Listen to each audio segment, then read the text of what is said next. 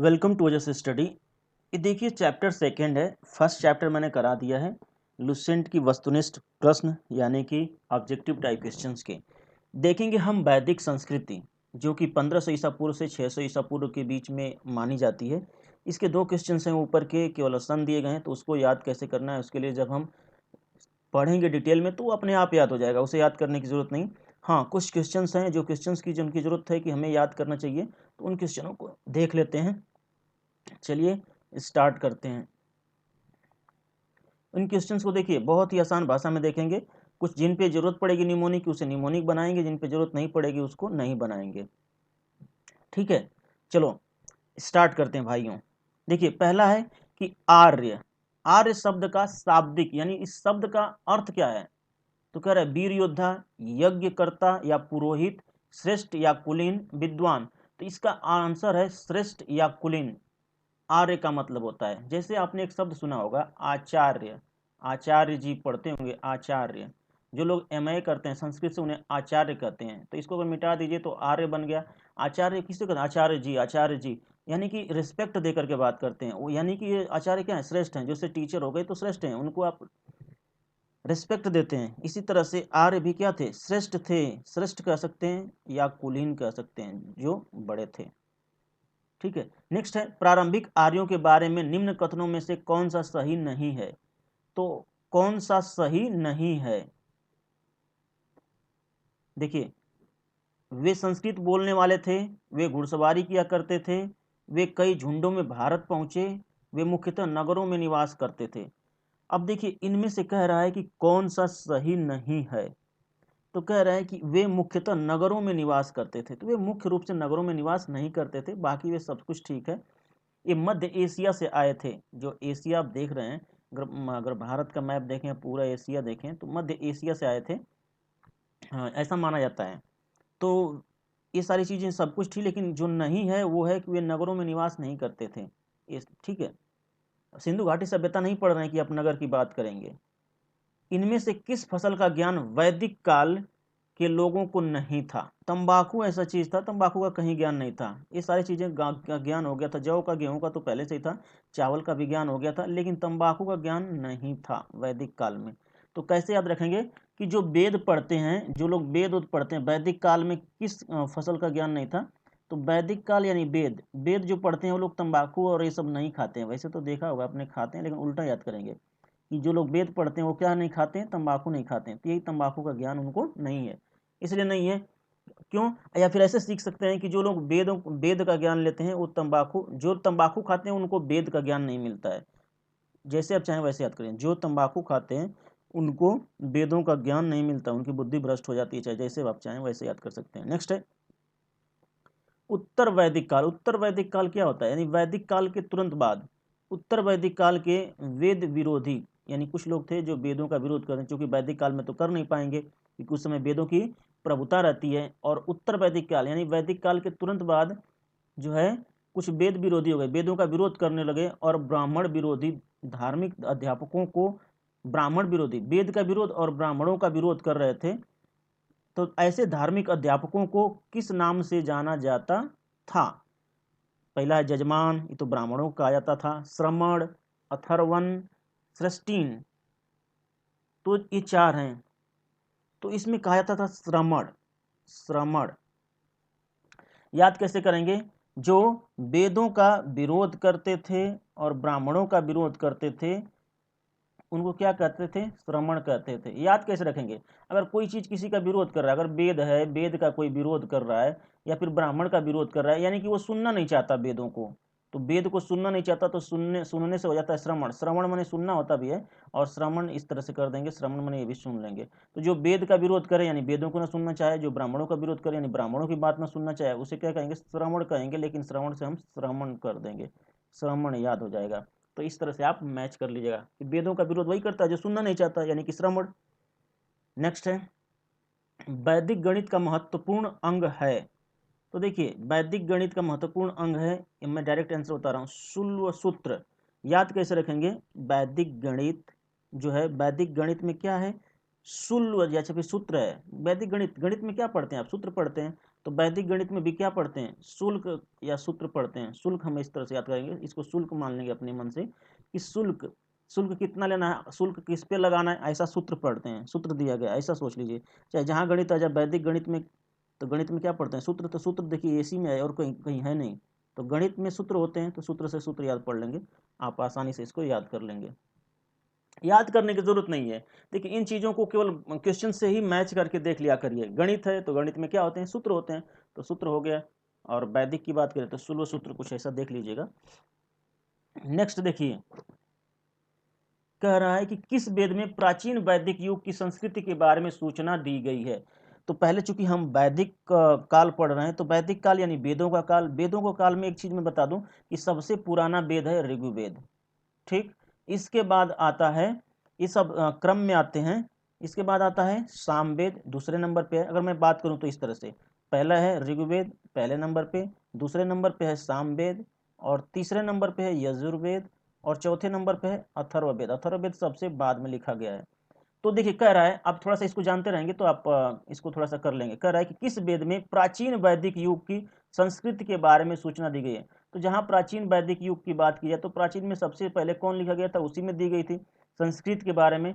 क्यों, क्योंकि ऋग्वेद में किया गया था कि ईश्वर की महानता का वर्णन, तो ईश्वर की महानता का वर्णन कहीं किया जाए तो संस्कृत में ही किया गया। अगर आपने देखा होगा रामायण जिसे कि महर्षि वाल्मीकि जी ने लिखा है, तो उन्होंने भी संस्कृत में लिखा है। तो इसी तरह से हम ऋग्वेद, वेद जो है सबसे पहला वेद, वो भी क्या है, ईश्वर की महिमा सब कुछ लिखी गई है। और किस में लिखी गई, संस्कृत में लिखी गई है। संस्कृत किस में है, ऋग्वेद में, पहले वाले वेद में।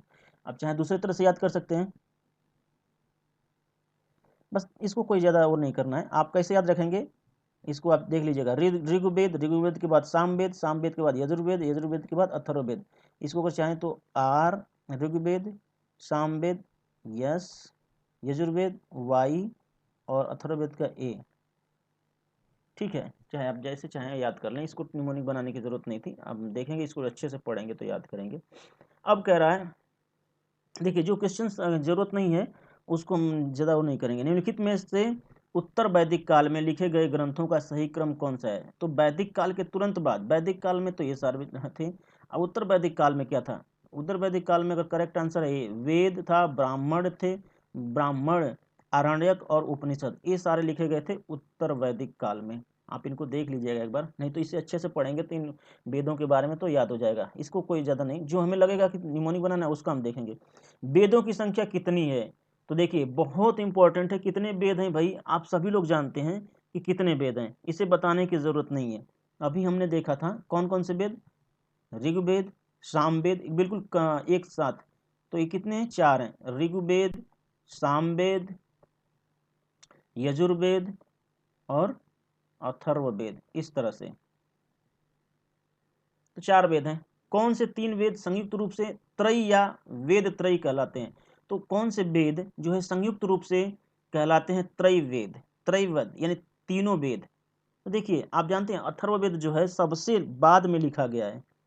ठीक है, अथर्ववेद सबसे बाद में लिखा गया है, तो इसकी तो कभी चर्चा होगी नहीं। कहीं अथर्ववेद जिसमें जिसमें आ गया तो वो नहीं रहेंगे। तो तीन वेद कौन कौन से थे, पहले शुरू के ही तीन वेद थे, बाद में लिखा गया अथर्ववेद। अथर्ववेद जो है चिकित्सा से संबंधित है। ठीक है, तो यही तीनों लिखे गए थे। तो हम तीनों को देख लेंगे कहाँ है, जहाँ जहाँ अथर्ववेद है उसको ये नहीं है, ये नहीं है। देखिए अथर्ववेद जहाँ जहाँ देखिए उसको काट दीजिए, बाकी तीनों वेद बच गए, उन्हीं को त्रय वेद कहते हैं या फिर वेद त्रय कहते हैं। थोड़ा सा ये कॉमन सेंस होना चाहिए बस, और इसमें कोई निमोनिक बनाने की जरूरत नहीं है। भारत के राज चिन्ह में, जो भारत का राज चिन्ह है में प्रयुक्त होने वाले शब्द जो सत्यमेव जयते लिखते हैं, जहाँ पे चार सिंह हैं, इसके बाद अशोक स्तंभ है और ये सारी चीजें, तो वहाँ पे लिखे होंगे, देखेंगे आप, लिखा होता है सत्यमेव जयते। किस उपनिषद से लिया गया है, ये बहुत इंपॉर्टेंट क्वेश्चन है, मोस्ट इंपॉर्टेंट, इसको मार्क कर लीजिए, कई बार एग्जाम में पूछा गया है। तो इसको याद करने के लिए कैसे याद करेंगे, ये लिया गया है मुंडक उपनिषद से। इसके बारे में जब पढ़ेंगे तो पूरा अच्छे से समझेंगे। सत्यमेव जयते, आप कैसे याद रखेंगे, सत्यमेव जयते किस उपनिषद से लिया गया है। तो सत्यमेव जयते जब बोलते हैं आप तो मुड़ी ऊपर करके बोलते हैं, तो मुंडक आप पकड़ लेंगे, मुंड को, अपने मुंड को ऊपर करके बोलते हैं, सत्यमेव जयते। देखिए शान से बोलते हैं तो मुंड ऊपर करके बोलते हैं, ऐसा तो नहीं कि नीचे सिर गिरा लिया और कहें सत्यमेव जयते। जब भी बोलते हैं शान से बोलते हैं, सत्यमेव जयते, यानी कि मुंड, अपना मुंड यानी सिर ऊपर करके बोलते हैं, सत्यमेव जयते। मुंड पकड़ लेंगे आप कि ऋग्वैदिक आर्यों का मुख्य व्यवसाय क्या था। तो देखिए ऋग्वैदिक आर्यों ने क्या किया था, ऋग्वैदिक आर्यों ने ही क्या किया था, वेदों की रचना किया। तो जो वेदों की रचना करेगा, यानी कि ये क्या करेंगे, कर्मकांड करना, ईश्वर में विश्वास करना। आज जो ईश्वर में विश्वास करेगा वो गौ में विश्वास करेगा, गौ माता में। तो ये लोग क्या करते थे, पशु पालन करते थे। बस इतना ध्यान दीजिएगा कि ऋग्वैदिक आर्य क्या करते थे, पशुपालन करते थे, इनका ये व्यवसाय था। ठीक है, नेक्स्ट है, भारतीय संगीत का आदि ग्रंथ कहा जाता है। तो संगीत याद देखिएगा, संगीत जहां भी संगीत की बात की जाए, संगीत स से संगीत और स से सामवेद, ये दोनों एक ही साथ आएंगे। इस याद कैसे रखेंगे, संगीत आप रोज शाम को सुनते हैं, सही बात है, बहुत सारे लोग आते हैं ऑफिस से छूट करके, तो क्या करते हैं, शाम को सुन लेते हैं। चाहे अगर आप रहते होंगे कहीं नदी उदी के किनारे, अगर आपके गांव में इधर उधर नदी होगी, आप भी जाते हैं, कुछ लड़के दोस्त मित्र जाते हैं और जा करके किसी नदी के किनारे बैठते हैं और खूब वहीं पे बातें होते करते हैं, संगीत बजाते हैं। तो संगीत आप कब सुनते हैं, शाम को। तो संगीत का जहां भी वर्णन किया गया है, सामवेद में किया गया है, आप इसको ध्यान देंगे।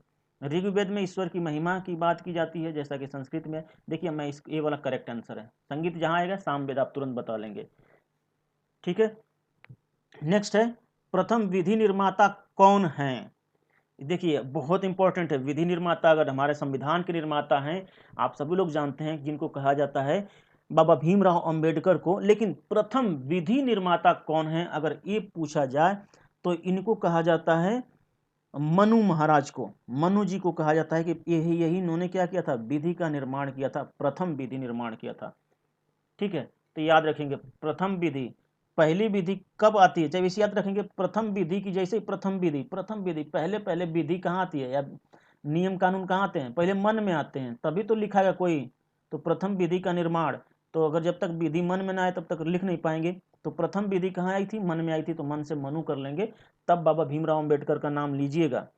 चलिए, ऐसा नहीं कि मैं बाबा भीमराव अम्बेडकर की अवहेलना कर रहा हूँ, ऐसी कोई बात नहीं है। बहुत रेस्पेक्ट करता हूँ, क्योंकि उन्हीं लोगों की वजह से हम पूरा हमारा देश एक नियम कानून से चलता है, अदरवाइज पता नहीं क्या क्या हो जाते, सब इधर उधर नोचा घटसोटा और सब करते, सब लूटपाट। चलिए, और अपने अधिकारों की हम अच्छे से अपने अधिकारों की वजह से जीत पाते हैं यहाँ पे। देखिए नेक्स्ट है, कृष्ण भक्ति का प्रथम और प्रधान ग्रंथ है। तो कृष्ण भक्ति, कृष्ण जी क्या किए थे, गीता का उपदेश दिए थे, तो बस यही कर लीजिए। कृष्ण भक्ति का प्रथम और प्रधान ग्रंथ क्या है, श्रीमद् भगवद गीता। यही बहुत ज़्यादा इंपॉर्टेंट है, जानते हैं आप लोग हिंदू धर्म में बहुत ज़्यादा इसको मान्यता दी गई है, और ऐसी मान्यता दी गई कि कोर्ट वोट में सबसे पहले कथन कहते हैं कसम, मैं गीता पे हाथ रखकर कसम खाता हूँ कि जो भी कहूँगा सच कहूँगा, सच के सिवा और कुछ नहीं कहूँगा, ये सब चीज़ें। तो वही सारी चीज़ें हैं, क्यों, क्योंकि ये सब आप समझ लेंगे, इसको कोई ज़्यादा बताने की जरूरत नहीं है। लेकिन ऋग्वेद में, चलिए देखिए, ऋग्वेद में संपत्ति का प्रमुख रूप क्या है, ये बहुत इंपॉर्टेंट क्वेश्चन है। तो ऋग्वेद, जो ऋग्वेद था उस समय क्या था, ऋग्वेद यानी कि जो देवी देवताओं को उस समय मानते थे लोग ज़्यादातर, और वेदों के लिए यानी साक्षर थे, और क्या करते थे, पूजा पाठ करते थे और ईश्वर में विश्वास रखते थे। तो ये लोग क्या करते थे, गोधन को मानते थे, गौधन। अगर जिनके पास ऋग्वेद में संपत्ति, अगर किसकी सबसे ज़्यादा संपत्ति होती थी, जिसके पास ज़्यादा गायें होती थी, उसको अमीर माना जाता था। थोड़ा सा इसको जान लीजिए, बाकी अब इसमें कोई ज़्यादा याद करने का ट्रिक लगाने की जरूरत नहीं है। बस ये समझिए कि ऋग्वेद जब काल चल रहा था, ऋग्वैदिक काल में जिस संपत्ति या फिर अमीर उसी को मानते थे जिसके पास जितनी ज़्यादा गायें होती थी। तो गोधन को हम कहते थे कि यार भैया वो बहुत बड़ा संपत्ति धनवान है, जिसके पास ज़्यादा से ज़्यादा गायें थी वो सबसे बड़ा अमीर। ठीक है, तो इसमें कोई ज़्यादा ट्रिक नहीं था, ट्रिक जानने की जरूरत नहीं, बस ये जानिए कि ऋग्वैदिक काल में संपत्ति का प्रमुख रूप क्या था, तो गोधन था। ऋग्वेद के किस मंडल में शूद्र का उल्लेख पहली बार मिलता है, ऋग्वेद के किस मंडल में। तो शूद्र, शूद्र आप लोग जानते होंगे, आपने सुना होगा कि 4 वर्ण में विभक्त हो गए थे, कौन कौन से, आप कमेंट करके एक बार कमेंट करिए। आप लोग पेड कोर्सेज भी देख रहे हैं तो कोई बात नहीं, कमेंट जरूर किया करिए। तो 4 अभी भी हैं, ब्राह्मण, क्षत्रिय, वैश्य, शूद्र। तो 4 भागों में, 4 वर्णों में विभाजित हो गया था हमारा समाज। तो देखिए कह रहा है कि शूद्र का उल्लेख पहली बार शूद्र का उल्लेख किस मंडल में मिलता है, ऋग्वेद के किस मंडल में मिलता है। तो ये मिलता है 10वें मंडल में, हमेशा याद रखिएगा 10वां ही आएगा। ठीक है, ऋग्वेद में शूद्र शूद्र शूद्र का उल्लेख कहाँ मिला है, 10वें में। याद आराम से कर सकते हैं, इसके लिए कोई बनाने की ट्रिक की जरूरत नहीं है, शूद्र का उल्लेख।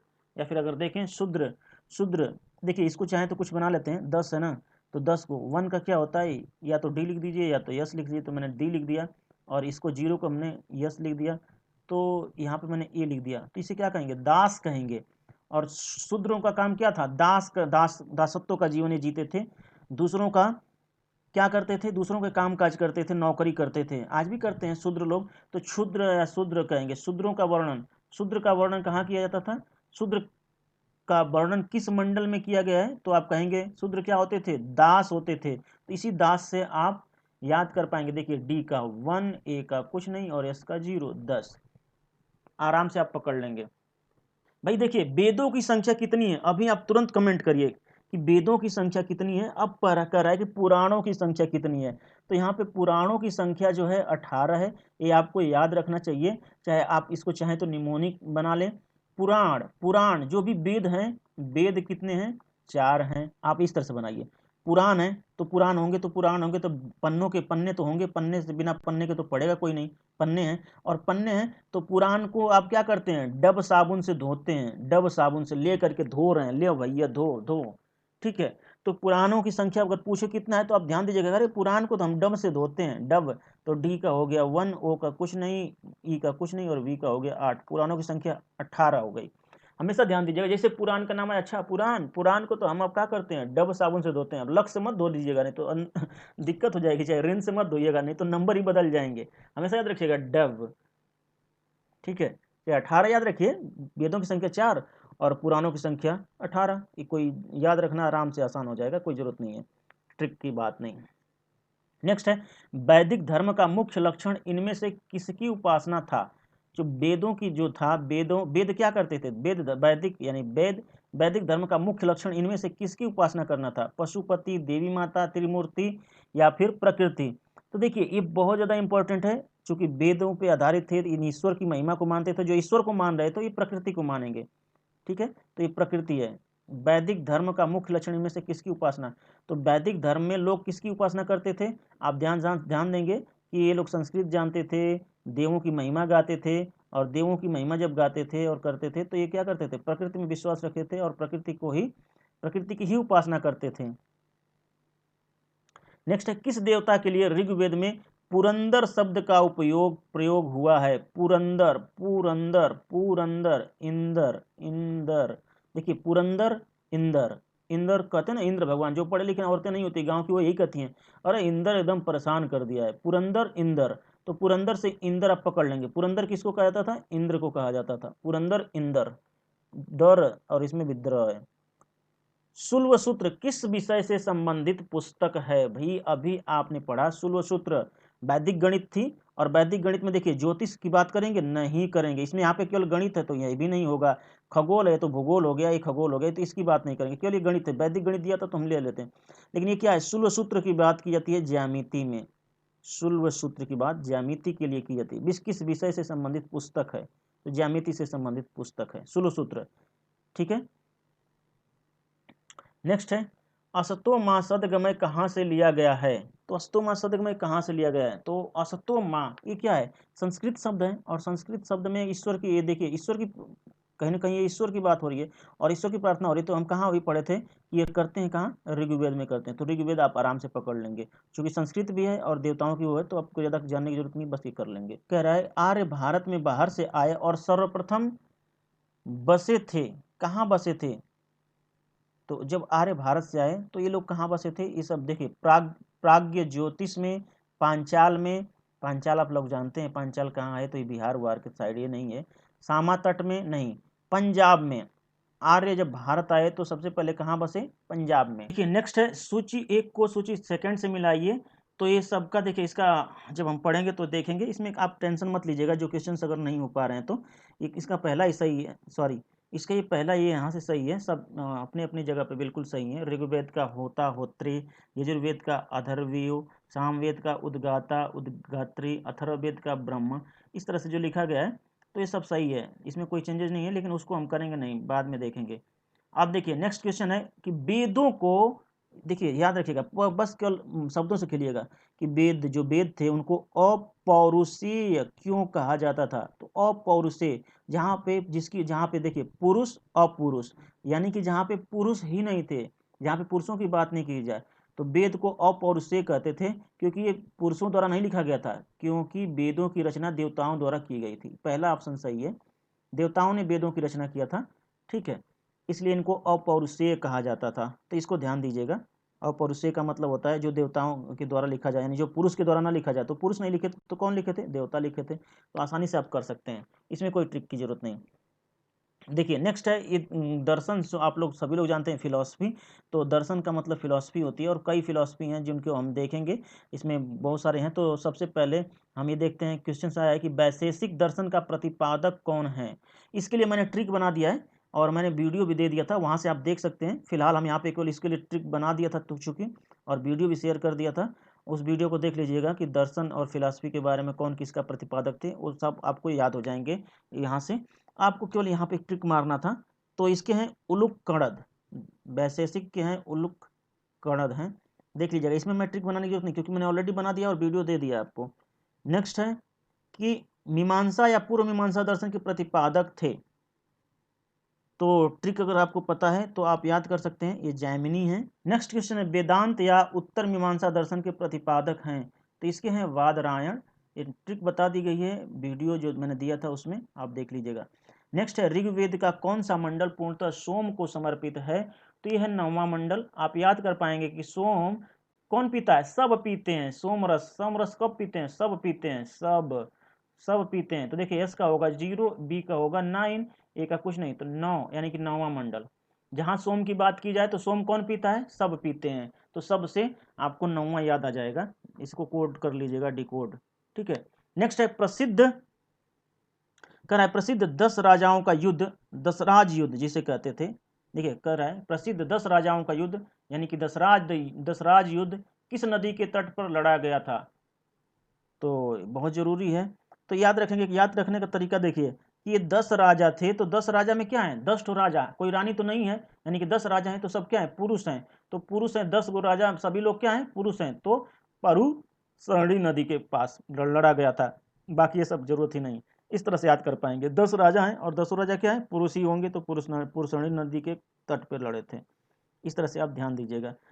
थोड़ी थोड़ी बातें जब आप एग्जाम देंगे तो उस समय मेरी बातें याद आ जाएंगी और आप कर सकते हैं। कह रहा है कि धर्मशास्त्र में भू राजस्व की दर क्या थी। तो देखिए इस समय जब धर्मशास्त्र है, वो तो धर्मशास्त्र में धर्म की बात की जाएगी या धर्म की बात नहीं की जाएगी। तो ये क्या था? 1/6 था। आप समझ सकते हैं, 1/3 भी नहीं था, 1/4 भी नहीं था, 1/8 भी नहीं था, 1/6 था। और ये सही सही भी है, इतना ही राजस्व की बात की जाती है। तो ये थोड़ा सा आप देख लीजिएगा, नहीं तो कहीं कहीं तो 1/3 कर लेते हैं, कहीं 1/2 भी ले लेते थे। लेकिन जब भी जो बिल्कुल धर्मशास्त्र में धर्म के अनुसार 1/6 था। ये सब याद करने की जरूरत नहीं, ट्रिक की जरूरत नहीं इसमें। अब ये कह रहा है, नेक्स्ट कह रहा है कि 800 ईसा पूर्व से 600 ईसा पूर्व का काल किस युग से जुड़ा है। तो 800 से 600 के जो है 600 की बात की जाए तो किससे है? तो इसे याद रखेगा कि ये 200 साल जो है ब्राह्मण युग से जुड़ा है। 800 से 600 ब्राह्मण युग से, इसके लिए सूत्र की जरूरत नहीं है। किस काल में, कह रहा है किस काल में अछूत की अवधारणा स्पष्ट रूप से उदित हुई। अछूत यानी छुआछूत। तो ऋग वैदिक काल में, उत्तर वैदिक काल में, उत्तर गुप्त काल में, या धर्मशास्त्र के काल में। तो ये है धर्मशास्त्र के काल में। ध्यान रखिएगा कि किस काल में अछूत की अवधारणा, जिसमें छू नहीं भाई, दूर दूर रहो, धर्मशास्त्र में। क्योंकि धर्म, धर्म क्या है? धर्म पवित्र होते हैं, तो पवित्र क्यों हैं? अगर इस तरह से बिना नहाए गए तो आप छुएंगे तो अछूत हो जाएगा। तो जहाँ अछूत हो जाए, तो अछूत की बात जहाँ भी आए तो कहाँ स्टार्ट हुआ था? धर्मशास्त्र में। इस तरह से, बाकी कोई इस तरह से कॉल की जरूरत नहीं है, धर्मशास्त्र काल में। इस तरह से आप याद कर पाएंगे। नेक्स्ट है, एशिया माइनर स्थित बोगाजकोई का महत्व इसलिए है कि, किस लिए? वहाँ जो अभिलेख प्राप्त हुए हैं, देखिए इसको तो थोड़ा सा पढ़ना पड़ेगा, जब हम डिटेल पढ़ेंगे तब देखेंगे। वहाँ जो अभिलेख प्राप्त हुए हैं उनमें 4 वैदिक देवताओं इंद्र, वरुण, मित्र, नासत्य का उल्लेख मिलता है। तो इनको ध्यान दीजिएगा, कोई नहीं। गायत्री मंत्र देवी सवृत्ति को संबोधित किस पुस्तक में मिलता है। तो भैया मंत्रों का उच्चारण होगा तो संस्कृत में है, यो या देवी सर्वभूतेषु शक्ति रूपेण, नहीं देखिए गायत्री मंत्र ओम भूर्भुवस्सुवः तत्सवितुर्वरेण्यं भर्गो देवस्य धीमहि धियो यो नः प्रचोदयात्, इसमें की जाती थी, ऋग्वेद में की जाती थी। तो ऋग्वेद काल में, ऋग्वेद में लिखा गया है। अब देखिए न्याय दर्शन को प्रचारित किया था, न्याय दर्शन को किसने प्रचारित किया था?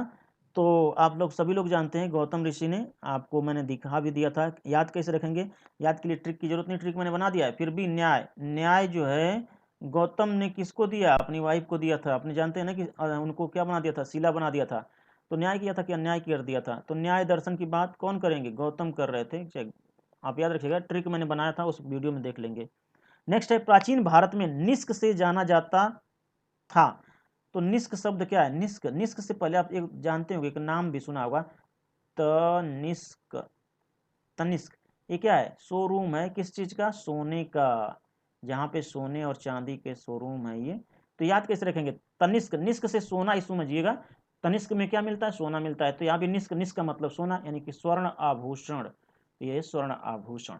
इसी तरह से तनिष्क भी क्या करता है? सोने का आभूषण बेचता है। आप सभी लोग सर्च करने तो पा जाएंगे। योग दर्शन के प्रतिपादक हैं। तो योग दर्शन यही बाबा रामदेव, जो कि वही साड़ी उड़ी पहन के भागे थे। तो आप समझ सकते हैं योग दर्शन, ये हमेशा याद रखें। पतंजलि, तो बाबा रामदेव का कौन सा है? पतंजलि। तो पतंजलि आप मार देंगे ट्रिक, इसमें कोई वो नहीं, आप इसे कर सकते हैं। उपनिषद पुस्तकें हैं, क्या हैं भाई? जो है उपनिषद जो है पुस्तकें हैं, किस पे आधारित हैं? तो उपनिषद पुस्तकें धर्म पे नहीं है, योग पे नहीं है, विधि पे नहीं है, दर्शन पे यानी फिलॉसफी पे आधारित हैं। ठीक है, दर्शन पे आधारित है। तो इसको ध्यान दीजिएगा, उपनिषद दर्शन पे आधारित है, यानी फिलॉसफी पे आधारित है। इसको देखिए, ये सब पहला सही है। बाकी जब इसको पढ़ेंगे तो अच्छे से इसमें सब कुछ जानेंगे कि कहाँ किसमें क्या वर्णन किया गया है। इसका मैंने एक ट्रिक भी बना दिया है। ट्रिक मैं आपको शेयर कर दूंगा, वो वीडियो देख लीजिएगा। इसकी सारी ट्रिक्स हैं, यहाँ पर बताने की जरूरत नहीं है, वीडियो लंबी होगी। नेक्स्ट क्वेश्चन है, आरंभिक वैदिक साहित्य में सर्वाधिक वर्णित नदी है। तो अगर अभी भी चाहे पहले भी अगर सबसे ज्यादा किसी नदी का वर्णन किया गया हो तो किसकी वर्णन किया गया? सिंधु का। तो सिंधु आप याद रखें, सिंधु सबको याद है, सिंधु घाटी की सभ्यता सब लोग पढ़े हैं। नेक्स्ट है, उपनिषद काल के राजा अश्वपति शासक थे। याद रखिएगा, बहुत इंपॉर्टेंट है, कई बार पूछा है। उपनिषद काल के राजा अश्वपति शासक थे। तो ये थे केकय के। याद कैसे रखेंगे? अश्व, अश्व मन क्या होता है? घोड़ा। ठीक है, अश्व पे बैठ करके कैकेयी के पति कहाँ गए थे? अश्व पे यानी घोड़े पे बैठ करके कैकेयी के पति कहाँ गए थे? शिकार करने गए थे। तो श्रवण कुमार को मार दिया था। तो अश्वपति यानी कि अश्व पे बैठ करके पति कैकेयी के गए थे शिकार करने, और श्रवण को मार दिया। तो आप इस तरह से सोच सकते हैं कि जैसे अश्वपति, तो अश्व पे पति किसके बैठे थे? कैकेयी के बैठे थे। कैकेयी आप पकड़ लेंगे। नेक्स्ट है, अध्यात्म ज्ञान के विषय में नचिकेता और यम का संवाद किस उपनिषद में प्राप्त होता है? तो इसको देखिए, इसका आंसर है कठोपनिषद। कठोपनिषद याद कैसे रखेंगे? नचिकेता और यम का संवाद, यम है, यम यम। तो यम क्या है? यम की वाणी हमेशा क्या होती है? संवाद, यानी कि बात जो भी इनके बीच में बात होगी तो छोटी मोटी तो होगी नहीं, जब भी होगी क्या होगी? कठोर होगी। यम हमेशा कठोर उनकी आवाज होती है, यम है, हम यम है। तो यम यम और उनके नचिकेता की बात किसमें की जाती है? कठोर होती है। तो कठोर से कठोपनिषद बात कर लेंगे, डायरेक्ट इसे पकड़ लेंगे। वैदिक नदी कुभा, जिसे काबुल का स्थान कहाँ निर्धारित होना चाहिए? ये तो अब दिया है, ऐसा क्वेश्चंस नहीं पूछता है, आप छोटे मोटे एग्जाम में नहीं पूछेगा। ठीक है, काबुल, काबुल कहाँ पर है? काबुल आप समझ रहे हैं, अगर कुबा की बात की जाती है, और काबुल कहाँ है? काबुल किसकी राजधानी है? अफगानिस्तान की है। तो ये सब कुछ मतलब भी नहीं है, अफगानिस्तान ही है, वहाँ पे हो गया। ऐसे ही काबुल से हो गया अफगानिस्तान, क्योंकि अफगानिस्तान की राजधानी है। कपिल मुनि द्वारा प्रतिपादित दार्शनिक प्रणाली है। तो कपिल मुनि ने क्या दिया था? कपिल मुनि ने सांख्य दर्शन को दिया था। आप इस तरह से याद रख पाएंगे। तो कपिल मुनि ने सांख्य दर्शन ही लिखा था, या फिर ऐसे चाहें तो कपिल, कपिल का मतलब, कपिल का नाम एक तुरंत आता है, कपिल। कपिल क्या करते हैं? कपिल देव। कपिल देव क्या करते थे? खूब रन बनाते थे, ऑलराउंडर थे, सभी लोग जानते हैं। विकेट भी खूब लेते थे, यानी कि संख्या लगा देते थे, झड़ी लगा देते थे, विकेटों की, रनों की झड़ी लगा देते थे। इस तरह से कपिल क्या करते थे? खूब संख्या बनाते थे, किसकी? रनों की। तो संख्या, सांख्य दर्शन, चाहे कपिल मुनि का आपको याद होगा, कपिल मुनि जो है सांख्य दर्शन को दिए हैं, और यही जो है सबसे पुराना दर्शन है। ठीक है, नेक्स्ट है, भारत के किस स्थल की खुदाई से लौह धातु के प्रचलन में के प्राचीनतम प्रमाण मिलते हैं? तो लोहा, लोहा, लोहा कहाँ गया, लौ, लौ, लौ क्या है, याद कैसे रखेंगे इसका, देखिए करेक्ट आंसर है ए, अतरंजी खेड़ा, अतरंजी खेड़ा याद कैसे रखेंगे। देखिए लोहे का ज्ञान नहीं हुआ था, आप सिंधु घाटी सभ्यता भी पढ़े लेकिन लोहे का ज्ञान नहीं था, अब तक हमें भी नहीं लोहे का ज्ञान है अगर किताब पढ़ने के हिसाब से जिससे हम लोग किताब पढ़ रहे हैं। अब कल्पना करेंगे कि आप खाना खा रहे थे और खाना खा रहे थे तो एक लोहे का टुकड़ा था आपके आंत में जाके फंस गया, खा रहे थे, जैसे होता ना कोई खाते खाते चावल खाइए चाहे कुछ खाइए तो किड़किड़ी सी कुछ पड़ जाती है और पेट में जाके फंस जाते हैं। तो आप जब खाना खा रहे थे, अभी हमेशा अपने माइंड में याद रखेंगे कि लोहे का सबसे पहले आविष्कार कब माना गया, चाहे कब उसका प्रचलन प्रचिंतन उसका प्रमाण कब मिल रहा है, तो आप कहेंगे अतरंजी खेड़ा। कैसे याद रखेंगे, लोहा जो है आंत में फंस गया, कैसे फंस जाएगा, जब कुछ खा रहे थे उसी में लोहा है तो थोड़ा का टुकड़ा मिला होगा जा करके आंत में फंस गया। तो इस तरह से आप याद कर पाएंगे कि लोहे का प्रचलन जो है प्राचीनतम प्रमाण अगर कहीं से प्रमाण मिलता है तो आंत से मिलता है, नहीं हमारे हाथ में फंसता तो पता भी नहीं चलता कि लोहा है। ठीक है, तो अतरंजी खेड़ा आप याद कर पाएंगे। अतरंजी खेड़ा पूरा याद नहीं करने की जरूरत है, केवल लोहा किस में फंसा, हाथ में फंसा, तो आप अतरंजी खेड़ा हमेशा जब भी देखेंगे टिक तो मार देंगे, चार चार में से कोई एक। देखिए इसी तरह से केवल हमें थोड़ी थोड़ी चीज़ों को पकड़ना होता है। ठीक है, पहली बार लोहा कहाँ पता चला, जब हमारे हाथ में फंसा। निम्नलिखित में से किसका संकलन ऋग्वेद पर आधारित है, तो ऋग्वेद पे आधारित है सामवेद, क्योंकि इसमें भी देखा जाए तो सामवेद में क्या की बात की जाती है, संगीत की बात की जाती है, तो संगीत की बात इसमें की जाती है और इसमें संस्कृत की बात की जाती है, और संस्कृत में जो भी श्लोक लिखे हैं उसको गा करके ही बात करते हैं, तो आप समझ लीजिएगा कि इसमें भी गाना उसमें भी गाना, तो एक तरह से इसमें भी इसी पर आधारित है। जैसे ओम भूर्भुवस्सुवः तत्सवितुर्वरेण्यं भर्गो देवस्य धीमहि धियो यो न प्रचोदयात, इसको गाते हैं, और भी जो श्लोक हैं उसको गाते हैं। तो ये भी सामवेद में क्या है, संगीत की बात की जाती है, तो ये ऋग्वेद पे आधारित है, कौन, सामवेद है। निम्नलिखित में कौन प्रस्थानत्रयी में शामिल नहीं है, तो देखिए ये बहुत ज़्यादा इंपॉर्टेंट है, ये तीनों शामिल हैं लेकिन ये नहीं है, भागवत नहीं है, भागवत कोई मतलब ही नहीं बनता, भागवत, अरे भागवत, ये भगवत गीता ब्रह्मसूत्र और उपनिषद याद कैसे रखेंगे कि भगवत गीता ब्रह्मसूत्र, ब्रह्मसूत्र को ब्राह्मण पकड़ लीजिए, ब्राह्मण, ब्राह्मण जो है ब्राह्मण,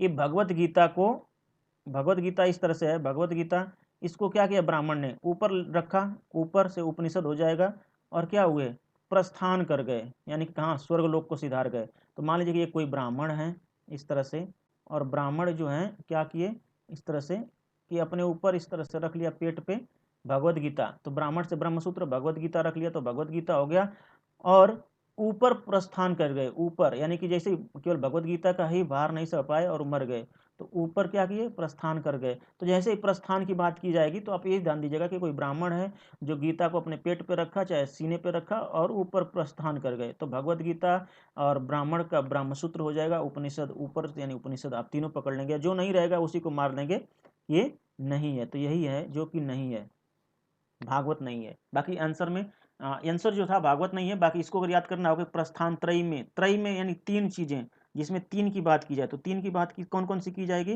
ब्राह्मण की यानी ब्रह्मसूत्र की, गीता अपने पेट पे रखे, अपने सीने पे रखे और ऊपर चले गए, तो ये तीनों हो गए, तीनों आपको याद रखेगा कि प्रस्थान त्रयी में कौन कौन है, आपको याद रहेंगे इसी स्टोरी से। नेक्स्ट है कर्म का सिद्धांत संबंधित है न्याय से, मीमांसा से, वेदांत से, वैशेषिक से। तो देखिए कर्म का सिद्धांत जो है मीमांसा से संबंधित है, कर्म करोगे तो जैसी मनसा होगी आपकी वैसा फल मिलेगा, याद कैसे रखेंगे, कर्म करने से, कर्म करोगे आप अगर कर्म करोगे तो जैसी आपकी मानसिकता होगी जैसी मानसा होगी वैसा ही फल मिलेगा। या फिर ऐसे कर सकते हैं कि जिस मानसा से कर्म करेंगे, कर्म जो है जिस मनसा से करेंगे, जिस कि हमें ये मिल जाए वो मिल जाए तो जरूर मिलेगा, लेकिन कर्म ही नहीं करेंगे तो कहाँ मिलेगा, तो कर्म से मानसा मीमांसा आप जोड़ लेंगे। नेक्स्ट है कह रहा है सुमेलित कीजिए,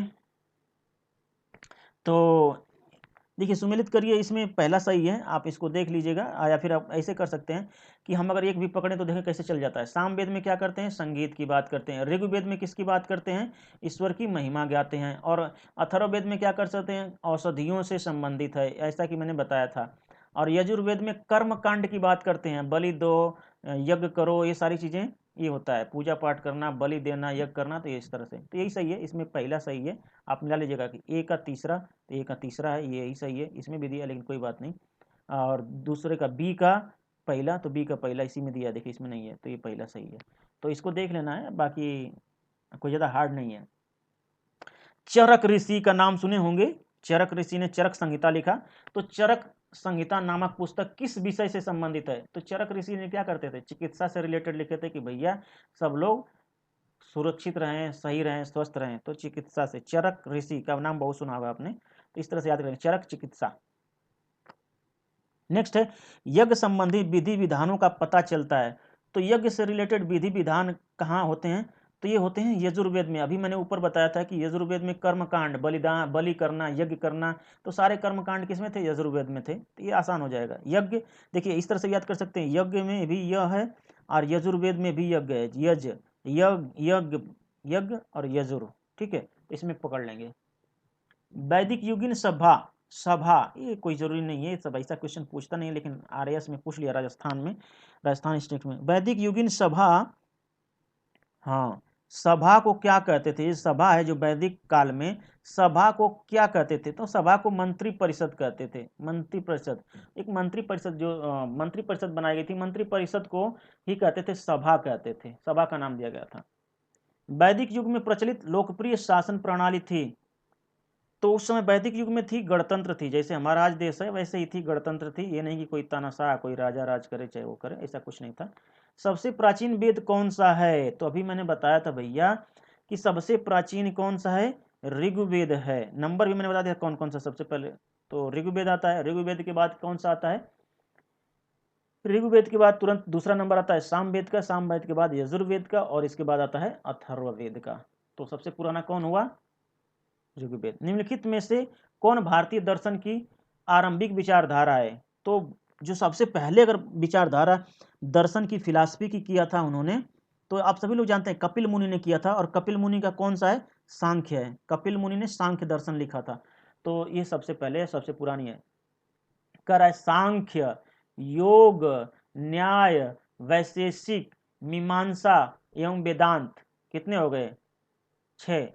इन 6 भिन्न भारतीय दर्शनों की स्पष्ट रूप से अभिव्यक्ति हुई है वैदिक युग में, गुप्त युग में, कुषाण युग में, मौर्य युग में। तो ये बहुत ज़्यादा इंपॉर्टेंट है।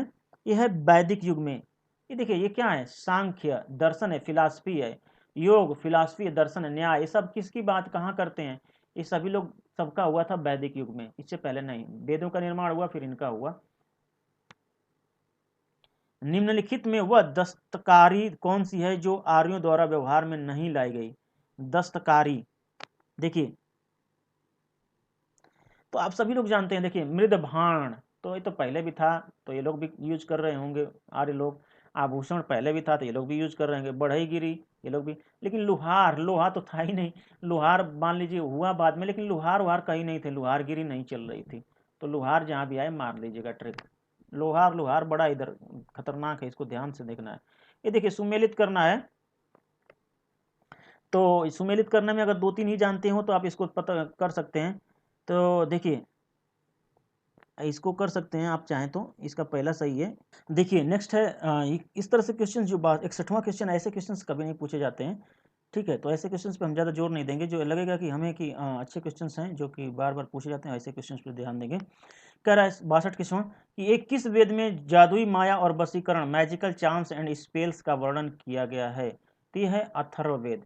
तो मैजिक, मैजिक जो मैजिक करते हैं या फिर जादू करते हैं, वो जादू करते हैं लेकिन उनको उसका अर्थ नहीं पता होता है। अर्थ, अर्थ से अथर्व पकड़ लेंगे, ठीक है। अथर्व का मतलब ही होता है जादू। तो ध्यान दीजिएगा, अभी आगे आएगा तो देख लेंगे, ठीक है। तो अथर्ववेद की बात करें तो अथर्ववेद में जादू की बात भी की जाती है। नेक्स्ट है आर्य शब्द इंगित करता है, किसको करता है? देखिए अगर ध्यान से पढ़ें तो आर्य शब्द इंगित करता है। आर्य का मतलब क्या होता है? श्रेष्ठ। अभी आपने पढ़ा था स्टार्टिंग में सबसे पहला क्वेश्चन कि श्रेष्ठ या कुलीन, तो श्रेष्ठ वंश को, ये है करेक्ट आंसर, इसमें कोई दिक्कत नहीं है। ऋग्वेद में कुल कितने मंडल हैं? देखिए अगर ध्यान दीजिए, अगर आपको क्वेश्चन याद हो तो आपने पहले भी याद कर लिया था कि ऋग्वेद में कुल कितने मंडल हैं? 10 मंडल हैं, ठीक है। आर्य भारत में संभवतः आए थे, संभवतः संभावना की जाइए। अब मैंने स्टार्टिंग में बताया था कि ये लोग कहाँ से आए थे? मध्य एशिया से, कई बार चर्चा की गई है। कौन सा वेद अंशतः गद्य रूप में भी रचित है? तो भैया गद्य रूप में कौन रचित होगा? जिसमें क्या होगी? ईश्वर की बात की जाएगी, वो गद्य रूप में रचित होगा। तो आप समझ सकते हैं गद्य या पद्य, पद्य नहीं गद्य, गद्य की बात करते हैं तो यह है यजुर्वेद, जिसमें कर्म कांड सारी चीजें लिखी गई हैं। तो यजुर्वेद, सॉरी, ठीक है, कौन सा वेद? अंशतः, यानी कि कुछ कुछ अंश हैं गद्य के, तो गद्य के अंश यजुर्वेद में है, ठीक है, क्योंकि इसमें कर्म कांड के बारे में लिखा गया है इसलिए, ठीक है। अगर पद्य यहाँ पे होता तो पद्य यानी कि ऋग्वेद में भी लिखा गया और सामवेद में भी लिखा जाएगा पद्य के रूप में, लेकिन गद्य की बात की जाए तो गद्य यानी कि पैसेज के रूप में लिखा जाएगा, तो इसमें लिखा जाएगा क्योंकि कर्मकांड लिखना है।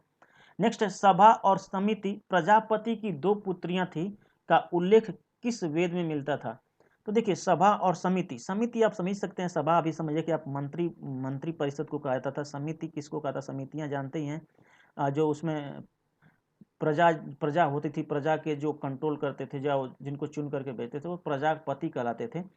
तो इसमें कह रहा है कि दो पुत्रियां थी का उल्लेख किस वेद में मिलता है? तो ये इंपॉर्टेंट है, इसका मिलता है अथर्ववेद में। ऋग्वैदिक युग की प्राचीनतम संस्था कौन सी थी? तो प्राचीनतम अगर बात की जाए तो अभी आपने पढ़ा, कई बार पढ़ा कि प्राचीनतम संख्या थी विदत। ऋग्वैदिक युग की प्राचीनतम संस्था विद्वत थी, विद्वत, विद्वत, विद्वत पढ़ लेंगे। ऋग्वेद की संस्था विद्वत, विद्या देती थी इसलिए, ऋग्वेद विद्या देता था इसलिए विद्वत कर लेंगे, इसको याद करना हो नहीं, अब देख लीजिएगा। ब्राह्मण ग्रंथों में सर्वाधिक प्राचीन कौन है? तो ब्राह्मण ग्रंथ अगर बात की जाए, ब्राह्मण ग्रंथ ध्यान दीजिएगा, कह रहा है कि ब्राह्मण ग्रंथों में सर्वाधिक प्राचीन कौन है? तो सत्यपथ ब्राह्मण। ब्राह्मण, अगर ब्राह्मण की बात की जाए तो अगर सही ब्राह्मण होगा तो क्या करते हैं? सत्य पथ पर चलते हैं। इसी तरह से याद रखेंगे, सत्य पथ पे ब्राह्मण चलते हैं। तो ब्राह्मण ग्रंथ, ब्राह्मण अपने ब्राह्मण ग्रंथों के हिसाब से कहाँ चलते हैं? सत्य पथ पे चलते हैं, इधर उधर नहीं चलते हैं। तो सत्य पथ आप याद रखेंगे, सत्य पथ ब्राह्मण। गोत्र व्यवस्था प्रचलन में कब आई कि भैया एक इस गोत्र के हैं, ये उस गोत्र के हैं? तो गोत्र व्यवस्था किस समय प्रचलन में आई? तो ये आई उत्तर वैदिक काल में, यानी वैदिक काल, जब वेदों का काल खत्म हुआ तुरंत बाद उत्तर वैदिक काल में गोत्र की व्यवस्था आई। तो गोत्र उत्तर वैदिक काल। कह रहा है अनुलोम विवाह का अर्थ है। तो अनुलोम विवाह का अर्थ का मतलब ये होता है कि जब ये आदमी कोई है, आदमी जो है उच्च वर्ग से है, ठीक है, ये देखिए आदमी है कोई, ये है उच्च वर्ग से, ये है उच्च वर्ग यानी बड़ी जाति का, और लड़की कोई है यहाँ पे और ये है छोटी जाति की, तो इसे कहेंगे अनुलोम विवाह। उच्च वर्ग का निम्न से शादी होती है, निम्न लड़की निम्न की और लड़का उच्च का, तो इसे कहेंगे अनुलोम विवाह। लेकिन अगर यही हो जाएगा, निम्न वर्ग की लड़की रहेगी, उच्च वर्ग के सॉरी निम्न वर्ग उच्च वर्ग की अगर लड़की हो जाए, लड़की का वर्ग यानी कि उच्च हो जाए और इसका वर्ग निम्न हो जाए, तो इसे कहेंगे प्रतिलोम विवाह, ठीक है। तो आप देख लीजिएगा, इसमें जो मैंने बताया यही सब लिखा है, देखिए कह रहा है अनुलोम विवाह का अर्थ है उच्च वर्ण पुरुष का निम्न वर्ण नारी के साथ विवाह, ये सही है। फिर कह रहा है प्रतिलोम विवाह माना जाता है जब उच्च वर्ण का पुरुष निम्न वर्ण की नारी के साथ विवाह कर लेता है। नहीं भाई, वही तो चीजें यहाँ पे हुई है। तो इसमें करेक्ट आंसर आपको 72 का बताना है। कह रहा है कि जब उच्च वर्ण की नारी निम्न वर्ण के पुरुष के साथ विवाह कर ले, बिल्कुल उसका अनुलोम और प्रतिलोम दोनों एक दूसरे के उल्टा हैं, एक अगर जानते हैं तो दूसरा आप कर लेंगे, इसमें कोई ट्रिक की बात नहीं है। वैदिक युग में यव कहा जाता था, यव, जव, देखिए यव को क्या पढ़ते हैं? जव पढ़ते हैं कहीं कहीं, तो यव, यव, इसको पढ़ते हैं जव, जव, तो जव यहाँ पे लिखा भी है, तो इस तरह से कर लेंगे, आसान है, इससे पूछेगा नहीं। ब्रीहि शब्द किसके लिए प्रयुक्त हुआ है? देखिए बहुत इंपॉर्टेंट है कि ब्रीहि शब्द किसके लिए प्रयुक्त हुआ है। तो ब्रीहि शब्द जो है, ब्रीहि चावल के लिए प्रयुक्त हुआ है। बाकी गेहूं, जौ, कपास, ये तो आप जानते हैं कि ये सब नाम ऐसे ही उसका यूज करते थे लोग। तो किसका नाम नहीं यूज करते थे? तो ब्रीहि मान लीजिए कि ब्रीहि चावल के लिए यूज करते थे। अथर्व का अर्थ है पवित्र जादू। अभी आपने पढ़ा था कि अथर्व में जादू टोना और उसकी बात की जाती है, तो इसमें भी क्या इसका अथर्व का जो है, अगर इसका अथर्व का अर्थ है पवित्र जादू। इस सुमिलित कीजिए, सुमिलित कीजिए, कोई ज़रूरी नहीं है कि आप करें, ठीक है, इसको हम जब देखेंगे तब देख लेंगे, अदरवाइज देखना चाहें तो आप देख सकते हैं, कोई वो नहीं है। कह रहा है कि प्राचीनतम व्याकरण, व्याकरण की बात की जा रही है। देखिए कह रहा है कि प्राचीनतम व्याकरण अष्टाध्यायी का रचना किसने किया था? तो अष्टाध्यायी के रचना जो है पाणिनि किए थे, पाणिनि। याद कैसे रखेंगे? अष्टाध्याय यानी 8 अध्याय 8 अध्याय आपने क्या किया, पानी पी पी के पढ़ा। 8 अध्याय, अष्ट अध्याय आपने, एक अध्याय तो होता तो पढ़ लेते, लेकिन 8 अध्याय एक ही बार बैठ के पढ़ रहे हैं तो कैसे पी रहे हैं, पानी पी पी के, पानी पी पी के, तो पानी आप याद कर लेंगे। निम्न में से कौन सी स्मृति प्राचीनतम है, मनु स्मृति, याज्ञवल्क्य स्मृति, नारद स्मृति, पारशर स्मृति। तो ये जो मनु स्मृति है ये सबसे प्राचीनतम है, याद रखिएगा कि मनु स्मृति जो है प्राचीनतम है। आदि काव्य की संज्ञा किसे दी जाती है, आदि काव्य, रामायण को, महाभारत को, गीता को, भागवत पुराण को, तो ये रामायण को आदि काव्य, याद रखिएगा, आदि काव्य रामायण। प्राचीनतम पुराण है मत्स्य पुराण, भागवत पुराण, वायु पुराण, विष्णु पुराण। तो देखिए इसको याद रखना पड़ेगा भाई, प्राचीन पुराण, सबसे प्राचीन पुराण मत्स्य पुराण, मत्स्य पुराण सबसे प्राचीन है। ऋग्वेद में सबसे पवित्र नदी किसे माना गया है, अब ध्यान दीजिएगा कि ऋग्वेद में सबसे पवित्र नदी अगर माना गया है तो सरस्वती नदी को सबसे पवित्र माना गया है। लेकिन अगर बार बार अगर नदियों का, किस नदी का वर्णन किया गया है, तो बार बार सिंधु नदी का वर्णन किया गया है, लेकिन सबसे पवित्र नदी किसे माना गया है, सरस्वती नदी को माना गया है। दोनों में से फंसाने के लिए क्वेश्चन पूछ लेगा, ये बहुत इंपॉर्टेंट था। नेक्स्ट है, वैदिक समाज की आधारभूत इकाई थी, तो जो वैदिक समाज था उसकी आधारभूत इकाई क्या थी, कुल थी, कुल था, कुटुंब था, ठीक है, ग्राम राम से मतलब नहीं है, कुल था, कुल में क्या करते थे लोग, मिलजुल करके रहते थे, बहुत अच्छे से रहते थे, ठीक है। अब देखिए नेक्स्ट है, थोड़ा सा इसको इधर करते हैं ताकि पूरा देखें। नेक्स्ट है,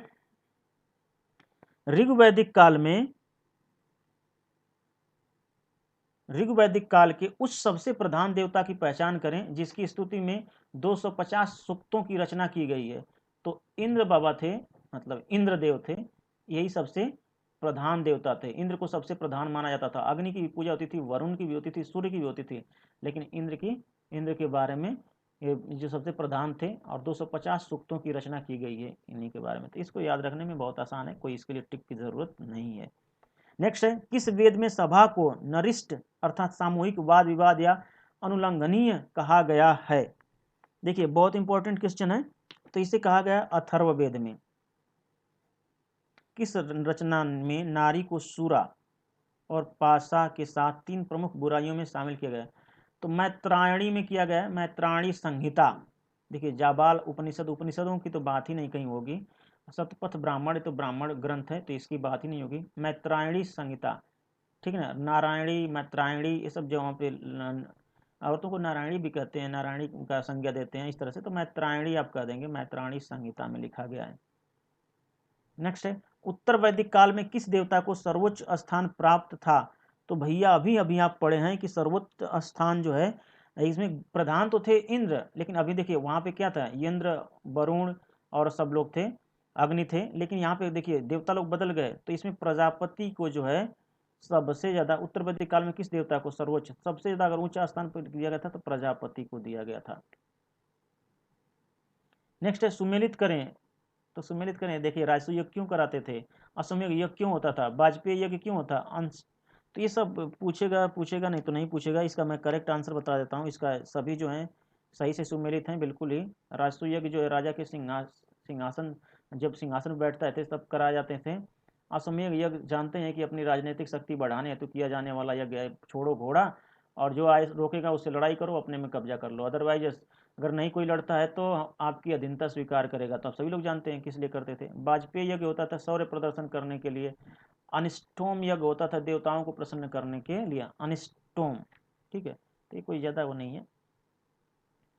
अब देखिए ये भी कुछ है खास नहीं, इसका भी पहला ही सही है, बाकी आप लोग देख लीजिएगा कैसे। पुरुषाणी, पुरुषाणी किसको कहते थे, रावी नदी को कहते थे, इसका भी सब कुछ मैच करके है।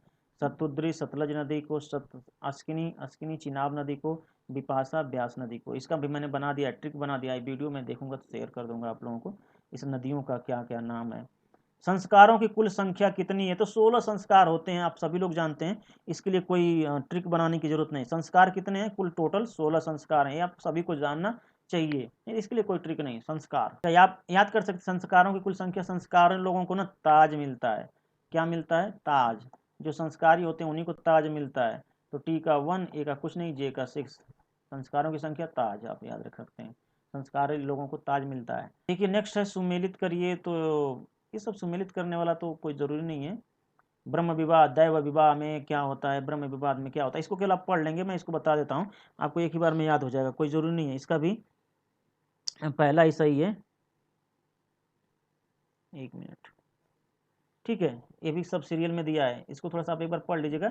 ब्रह्म विवाह यानी कि समान वर्ग या जाति का विवाह, अगर समान दैव विवाह, पुरोहित है कोई और पारिश्रमिक से में मिले कन्या के साथ विवाह, यानी कि पुरोहित कोई है, पंडित उंडित हैं और उन्होंने कोई परिश्रम किया, पारिश्रमिक किया, यानी कि और उनको कन्या मिल गई, उसमें उससे अगर विवाह होता है तो दैव विवाह।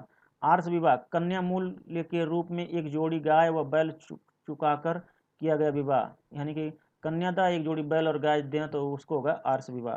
प्रजापत्य विवाह, बिना दहेज का विवाह को प्रजापत्य विवाह कहते हैं। तो इसको देख लीजिएगा, इंपॉर्टेंट है, एक ही कोई पूछ सकता है। ये सुमेलित करें, गंधर्व विवाह जिसे प्रेम विवाह कहते हैं, तो ये लगभग ये भी करेक्ट है, बिल्कुल सही सही दिया है सब, इसको देख लीजिएगा। कोई आसुर विवाह, कन्या को खरीद कर किया गया विवाह। राक्षस विवाह, ये देखिए ये है, बिल्कुल सही है, करेक्ट है। गंधर्व विवाह यानी कि जो प्रेम विवाह होता है उसे गंधर्व विवाह कहते हैं। आसुर विवाह होता है कन्या को खरीद कर किया गया विवाह, आसुर विवाह, तो इसे बहुत सारे करते हैं बेचारे, बिहार उहार से खरीद करके विवाह कर लेते हैं, बुढ़े बुढ़े छोटी छोटी बच्चियों से। नेक्स्ट है राक्षस विवाह, तो पराजित राजा की कन्या या अपहरण की गई कन्या के साथ विवाह। सही बात है, राजा को पराजित करो, लड़ाई कर लो, कन्या को जीत लो, या चाहे कन्या को क्या उसके राज्य को जीत लो और जबरदस्ती शादी कर लो, तो ये राक्षस विवाह है। अब पैशाच विवाह, सोई हुई अवस्था में कन्या को गुमराह कर या मानसिक रूप से अस्वस्थ कन्या को गुमराह कर उसके साथ किया गया विवाह, ठीक है, तो आप समझ सकते हैं इसको, पिशाच विवाह, पैशाच विवाह, तो सब सही है अपनी अपनी जगह पे, जो कि सही सही का मतलब, मेरा ये कहने का मतलब है कि 1 का 1 ही है, ए का 1 है, बी का 2 है, सब एकदम सीरियल नंबर से सही है।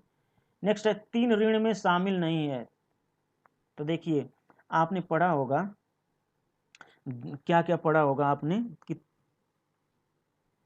3 ऋण में शामिल नहीं है, तो 3 ऋण में शामिल नहीं है, देव ऋण, पितृ ऋण, ऋषि ऋण, ये तो तीनों क्या है, तीनों देखिए पुरुष प्रधान है, लेकिन एक है मातृ ऋण, माता में, तो ये 3 ऋणों में शामिल नहीं है, तो मातृ ऋण तीनों ऋण में शामिल नहीं है, इससे अलग है जो सबसे, तो आप कर सकते हैं इसको, कोई इसमें कोई रॉकेट साइंस नहीं है। ऋग वैदिक काल से संबंधित मृदभाण संस्कृति है, तो इसको थोड़ा सा देखना होगा। ऋग्वेद काल से संबंधित मृदभाण संस्कृति है, तो गेरु वर्णी मृदभाण संस्कृति, तो गेरुआ वर्णीय मृदभाण, तो जैसे मृदभाण की बात आ जाए तो मृदभाण जो क्या होते थे, मृदभाण का रंग लाल होता था और या तो गेरुआ होता था, गेरुआ आप समझ ही सकते हैं, आप गेरुआ रंग जैसे कि योगी जी पहनते हैं थोड़ा सा, तो आप वही लाल करोगे तो गेरुआ होगा ही, तो गेरुआ ही पकड़ना, गेरुआणी मृदभाण आप आराम से पकड़ सकते हैं। जैसे मृदभाण की बात आए तो लाल या तो गेरुआ, तो गेरुआ पकड़ लीजिएगा, बाकी ये सब किसी कोई जरूरत नहीं, रंग से ही आप आंसर पहुंच जाएंगे। पढ़ते रहिएगा, थोड़ा बुक आप पढ़ेंगे तो आपको पता चलेगा। नेक्स्ट है उत्तर वैदिक काल से संबंधित मृदभाण संस्कृत है,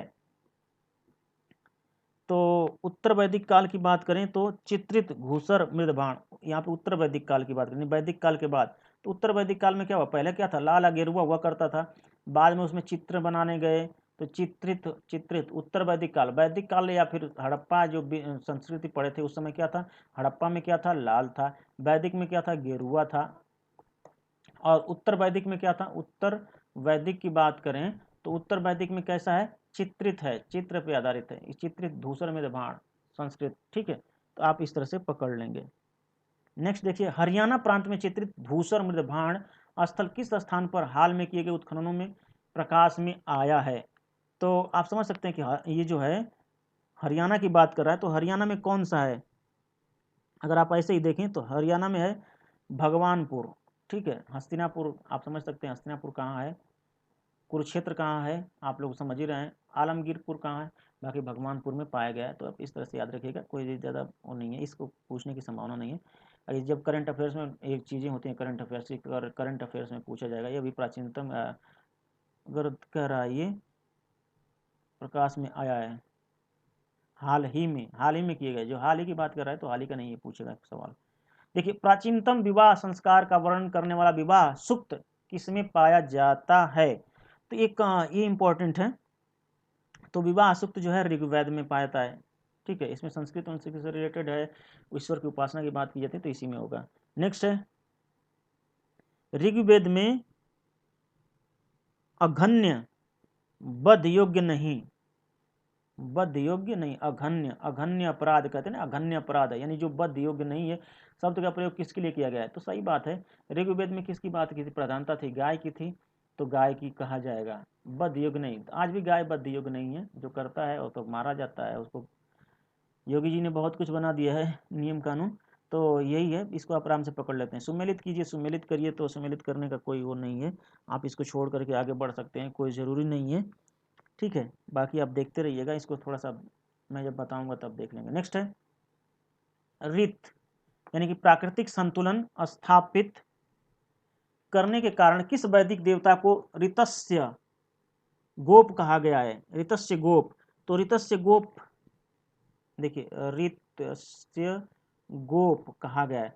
तो देखिए ऋतुएं परिवर्तित होती हैं, चाहे ऋतुओं पे ज़्यादातर अगर प्रभाव पड़ता है तो किस ऋतु पे? वर्षा ऋतु पे। और वर्षा कौन कराता है? इंद्र कराते हैं। ऋतुओं का परिवर्तन इसमें क्या होता है? इंद्र की वजह से, बारिश होने की वजह से, ऋतुओं की वजह से हरी भरी हो जाती है। तो ऋतु में जब हरी भरी हो जाएंगी तो ऋतु में परिवर्तन हो गया, तो ऋतु ऋतस्य गोप किसे का कहा जाएगा? इंद्र को कहा जाएगा। आप थोड़ा सा ध्यान दीजिएगा इसमें।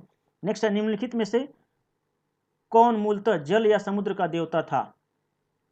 तो जल और या समुद्र का देवता, जल या समुद्र का देवता जो है नासत्य या अश्विन थे, अश्विन थे, याद रखिएगा। जल या समुद्र, जल या समुद्र में क्या होते हैं? अश्विन पाए जाते हैं, अश्विन, अश्विन, नासत्य या अश्विन। 100 क्वेश्चंस हो गए। ठीक है, अब इसके बाद थोड़ा सा देख लेते हैं जल्दी जल्दी, क्योंकि टाइम भी बहुत ज़्यादा हो गया, और जल्दी से अभी क्विकली देखेंगे, ज़्यादा टाइम हो गया। देखिए सुमेलित करने वालों को छोड़ देंगे। कह रहा है कि तीन क्रमों यानी पगों में 3 लोगों को माप लेने के कारण किसे उपक्रम कहा जा गया है? तो किसे उपक्रम कहा गया है? तो विष्णु भगवान ने ही नाप लिया था, और तो कोई नहीं नापा था विष्णु भगवान को, तो विष्णु जी को कहा गया। ये सुमेलित करना है तो देख लीजिएगा, सुमेलित करना। मनुस्मृति मुख्यतया संबंधित है, तो मनुस्मृति किससे संबंधित है? समाज व्यवस्था से संबंधित है। मनुस्मृति जो है समाज में फैले भ्रष्टाचार से, समाज में कैसे समाज हमारा होगा, समाज व्यवस्था से संबंधित है। एक कोई ज़्यादा नहीं भाई, कई बार आप देखे होंगे कि ऐसे ही मनुस्मृति की बात करते रहते हैं सब, कि मनुस्मृति हैं, मनुस्मृति के लोग हैं, ऐसे हैं, मनुस्मृति भावना के लोग हैं, जैसे कन्हैया कुमार ज़्यादा कहता है। नेक्स्ट देखिए, कह रहा है कि गायत्री मंत्र की रचना किसने की थी? पूछ सकता है, ऐसे ऐसे क्वेश्चन पूछ सकता है। तो गायत्री मंत्र की रचना किया था विश्वामित्र जी ने। ठीक है, तो अब याद कैसे रखेंगे कि जो गायत्री मंत्र को उच्चारण करता है वो विश्व को जीत लेता है। ओम भूर्भुवस्व तत्सवितुर्वरेण्यम भर्गो देवस्य धीमहि धियो यो नः प्रचोदयात्, यानी कि जो गायत्री मंत्र का उच्चारण करता है वो किसको जीत लेता है? वो विश्व को जीत लेता है, विश्वामित्र। पकड़ लेंगे आप। नेक्स्ट है अवेस्ता और ऋग्वेद में समानता है। अवेस्ता किस क्षेत्र से संबंधित है? अब ये बताना है आपको। तो अवेस्ता जो है किस क्षेत्र से संबंधित है? जो अवेस्ता है, जैसे हमारा ऋग्वेद है, अवेस्ता भी कहीं न कहीं का कुछ ऐसे ही लिखा हुआ गया है, लेकिन कहाँ का है? वो ईरान का है, ईरान से संबंधित है। नेक्स्ट है निम्नलिखित में से कौन सी एक ऋग्वैदिक आर्यों की लक्षणिक विशेषताएं नहीं है? तो ये इसमें सब कुछ देखना पड़ेगा, तो देख लीजिएगा। इसमें जहाँ जहाँ लोहे की बात आ जाए इसको छोड़ दीजिए या फिर कर लीजिएगा, इसमें कोई ज़्यादा वो नहीं है। नेक्स्ट है ऋग्वेद में निम्नांकित किन नदियों का उल्लेख अफगानिस्तान के साथ आर्यों के संबंध का सूचक है? तो अफगानिस्तान के साथ आर्यों का, तो एक इसमें बात करें कि अगर अफगानिस्तान की बात की जाए तो कुब्रा नदी, कुब्बा, कुबा, कुबा किसमें है? काबुल में है। तो यही हो गया, जैसे अफगानिस्तान कुबा, बाकी बिपाशा, शतुद्री, पुरसणी, रावी नदी को कहते हैं, अस्किनी, ये सब अलग, लेकिन कुबा जहाँ लिखा है, कुबा कहाँ है आप समझ जाते हैं। क्रमु कहाँ है? ये सब कहाँ है? अफगानिस्तान में। तो अफगानिस्तान की बात कर रहा है, अफगानिस्तान मार देंगे। धर्म तथा ऋतु भारत की प्राचीन वैदिक संस्कृति के एक केंद्रीय विचार को चित्रित करते हैं। इन संबंध में देखिए, इसको कोई ज़्यादा वो नहीं है, इसको छोड़िए। आर्यों के आर्कटिक्स होम सिद्धांत का पक्ष किसने लिया था? इंपॉर्टेंट है ये। तो वीजी तिलक ने। आर्कटिक होम सिद्धांत को किसने किया था? वीजी। ऋग्वेद में सूक्त हैं, तो सूक्त कुल कितने हैं ये सब देख लीजिएगा थोड़ा सा। 11वां क्वेश्चन देखिएगा कि 111वां क्वेश्चन कह रहा है कि ऋग्वेद में सूक्त है। सूक्त का मतलब क्या होता है? कुल कितने सूक्त हैं? तो 1028 हैं, इसको थोड़ा सा ध्यान दीजिएगा। पूर्व वैदिक आर्यों का धर्म प्रमुखतः था, तो उनका धर्म प्रमुखतः था प्रकृति पूजा और यज्ञ, प्रकृति की पूजा करना और यज्ञ था। ठीक है। पतंजलि कौन था? पतंजलि कौन था? तो पतंजलि क्या है? पतंजलि क्या है भाई? अभी देखिए, योगाचार संप्रदाय का एक दार्शनिक, माध्यमिक संप्रदाय का एक दार्शनिक, या पतंजलि कौन था इसके बारे में, पतंजलि के बारे में सभी जानते हैं। नेक्स्ट है शतपथ ब्राह्मण में संबंधित राजा विद्ये, एक मिनट, माधव से संबंधी ऋषि थे। तो ये थोड़ा सा देख लीजिएगा, मैं इसको ट्रिक मार देता हूँ, लेकिन आप देख लीजिएगा, ऋषि गौतम रहुगुड़ा, ऋषि गौतम रहुगुड़ा ये करेक्ट है। बाकी बस इतना ही आज के लिए, मिलेंगे नेक्स्ट वीडियो में। जय हिंद, जय भारत।